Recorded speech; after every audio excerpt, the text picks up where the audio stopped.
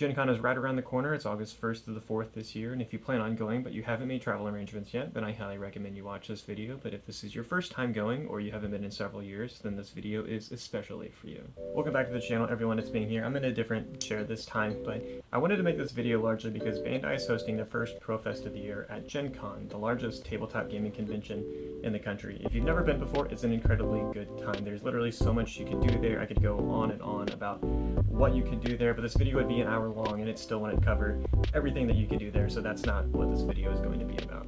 I'm kind of torn whether or not I like the idea of ProFest being at Gen Con. On one hand, I want to be out and about walking around doing everything that I can do at Gen Con instead of being tied to one game and one tournament. But on the other hand, that's kind of the point of Gen Con, is being able to sit down and play games with other people, and so being able to do that for the $2,000 travel voucher and an invite to Worlds is sweet, but also, you know, after walking around for 2 days on Thursday and Friday, I think sitting down all day on Saturday and playing Battle Spirits is actually probably a pretty welcoming idea. There's a few things to know about Gen Con. For one, it's a massive convention, so last year they had over 70,000 people in attendance, which was a record they haven't broken since they set it back in 2019, pre-COVID. And I don't think it's too crazy to say that the popularity is continuing to grow. The reason I say that is partly anecdotal, in that there was a noticeably larger number of people last year than there were back in 2022, although that kind of makes sense because there were still COVID restrictions back in 2022, like you had to wear a mask, you had to show your vaccine card, so I think that maybe that would have turned some people away. But last year, when all of those restrictions were lifted, you could just tell that there were more people there, and it didn't surprise me at all when Saturday only badges sold out, which is the first thing I want to point out, is that last year, with the record number of attendance, Saturday only badges sold out. But if we look at the housing lottery, then we have some evidence that Gen Con is continuing to grow. If you're not familiar, Gen Con has a housing block that gives them a lot of control over all of the hotels surrounding the convention center, and in an effort to give everybody a fair shot at snagging one, they introduced a lottery which gives early bird badge purchasers a time slot back in February to reserve a hotel room, and they went quick. If I remember correctly, time slots began at 12, and as you can see here, connected double rooms for all hotels in the housing block sold out in 25 minutes, with all hotels in the block selling out in under 3 hours. I do need to mention that hotels in the housing block can periodically become available as plans change for people and they have to give up their room, but even those rooms tend to go quickly. Now, I wasn't able to find the exact number of rooms that's in the housing block. I want to say it's something like 30,000, but take that number with a grain of salt. And to give credit where it's due, there are a number of hotels going up in the Indianapolis area, which is great, and hopefully the issue around the housing lottery selling out in just a few hours becomes less of a problem in the coming years. But the point that I'm trying to make is that if the hype around the housing lottery is any indication of Gen Con's popularity increasing, then obviously it's going in an upward direction.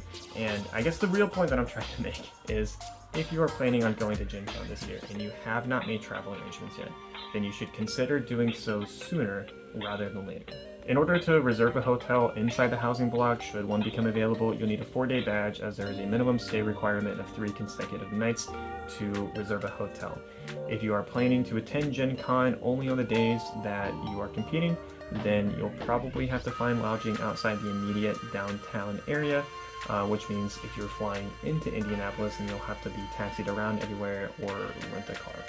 If you're considering Airbnb to stay in the immediate downtown area, then I hate to report that those prices are very well adjusted for the popularity of Gen Con. It's one of the reasons why the housing block is so popular.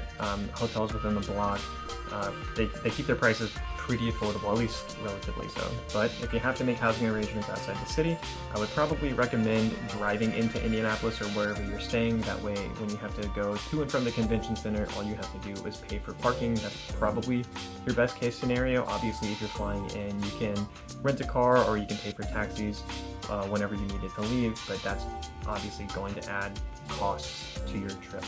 I think my best recommendation would be to just make friends with the locals, because Gen Con has extended their contract with the city of Indianapolis until 2030, so those friendly connections could really pay off for future trips. However many days you plan on attending Gen Con this year, I cannot recommend buying your badge now and having it mailed to you more.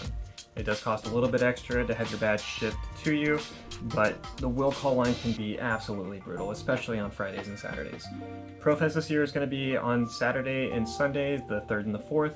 And as I mentioned earlier, Saturday only badges did sell out last year. I don't think they sold out until the weekend of, but if you did plan on showing up to Gen Con without having bought your badge, chances are you're probably not even going to be able to get into the convention to play your games. And then additionally, if you do not have your badge shipped to you, you're going to be standing in line for a very long time, and you might show up late and you may take some loss penalties just waiting in line to get your badge. So please do this ahead of time. The deadline to have your badge shipped to you is June 14th, so buy your badge before then if you want to skip the line. If that is completely out of the picture for you, you can still wait in will call.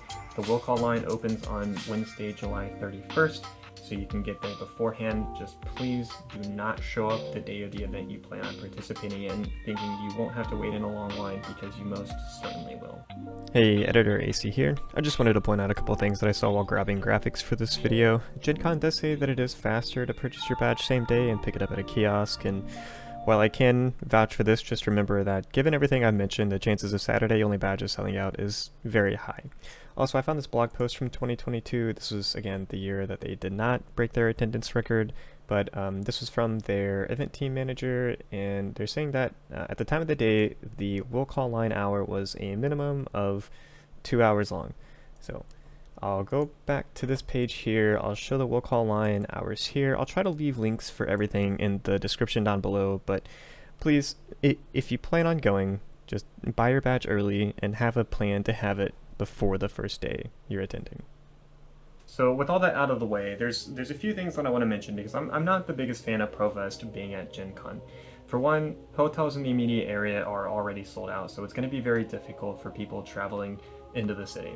Single day badges are probably going to sell out. Granted, they probably won't sell out until the weekend of, but still, hopefully people will plan far enough ahead that they can avoid that obstacle. This is ProFest, so it is an invitational, so by design, most people going to Gen Con will not be able to participate in this tournament. I know Bandai has another event that they've organized. I think it runs at the exact same time as ProFest, but it's also like $50 to play, so that's a very expensive price to pay for a game that most people probably have not heard of. And then lastly, just given all the circumstances, it is very, very expensive for people attending ProFest to attend Gen Con just to participate in this tournament. So if you have one of those large travel vouchers from the preseason Grand Tour, I hope you are ready to use it. It's obviously a very convenient decision for Bandai to host ProFest at Gen Con, and I can't really fault them for that. The space that they have has been reserved for a very long time, and it's more than enough to host all of the events that they're going to be putting on that weekend. And, you know, for me, I'm going to be walking around all day Thursday and Friday, so it's probably going to be a very welcoming idea to sit down all day Saturday. So in that regard, I'm a big fan. But for those that are planning on showing up only to compete, or those who are traveling internationally, I mean, again, it's just hard for me to think that this isn't going to be a logistical nightmare for those people, especially at this point. So without wanting to sound like a doomsayer for this entire video, let me end it on a lighter note. If you are going to compete in ProFest on Saturday and Sunday, my suggestion would be to buy a 4-day badge and show up on Friday as well. If you've never been to the Exhibitors Hall, or it's been a while since you have been, I mean, it is massive and you can spend an entire day there. And I think if you show up only to play your matches thinking you would be able to get your fill-in of the Exhibitors Hall in between those matches, I don't think that's going to be the case. The Exhibitors Hall closes at 6 p.m. every single day, so you won't be able to get in there even after the tournament is over for the day, and you won't have a lot of time beforehand either. And there is so much you can do there. You can shop, you can play games, you can watch other people play games that you might want to test but maybe you don't have a ticket for. There really is so much you can do, and I think if you only show up to compete, you're going to wish that you had more time to spend, at least in the Exhibitors Hall. Outside of the Exhibitors Hall, there are live events and panels and parties that you can go to at night, and a lot of things that can just happen outside of the convention center, which is really great. And obviously you're in downtown Indianapolis, so there's just everything that you can do there as well. But as far as Gen Con goes, a lot of the events are ticketed events, so you do need to buy a ticket for those, but because there are tickets, there is an event registration site that you can go to, so if you have some time where that you know you're going to be free, you can try and shop for an event on that registration site. Unfortunately, because that site went live on May 19th and because of how popular Gen Con is, there are a lot of sold out events, but you can still find events on there to buy tickets for if you can fit it into your schedule. And I recommend browsing it because there are some really cool things that you can sign up for. Personally, outside of ProFest, I'm looking forward to Monster Mash. It's put on by the Ottawa Red Shirts. They do it like all day, every single day. And it's basically 24-player PvP with D&D 3rd edition rules. It's so much fun. Every single turn you have to engage in combat. You have to move towards somebody. You can spend 2 actions moving towards somebody if you're not close enough, but you have anything from like glass cannon spellcasters to these massive monsters. And it's so much fun. They have really great people running the games, and I think I played it like 2 or 3 times last year, and I genuinely cannot wait to play it 2 or 3 more times, maybe even more this year. So shout out to the Ottawa Red Shirts for putting on such a fantastic event. Back on topic with Battle Spirit Saga, we have Evangelion cards coming out soon, so I'm super excited for those. I've been testing with some friends. It's been a ton of fun. I was kind of underwhelmed by the cards when I first saw them, but putting them together and testing with them has actually been a ton of fun, trying to figure out what previous set cards are going to work with the new Evangelion cards, what kind of decks we can make. Multicolored decks have been really fun to build, seeing the synergies that are created with them.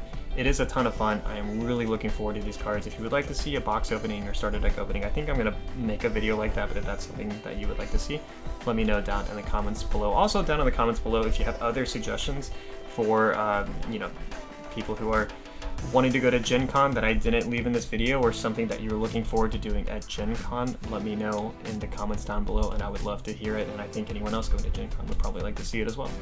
Anyway, with all that being said, I will leave you there. Thank you so much for watching. Please be sure to subscribe to the channel and leave a like if you are enjoying these videos, and maybe I will see you at Gen Con. But for now, be safe, be happy, and I will see you in the next one. Peace.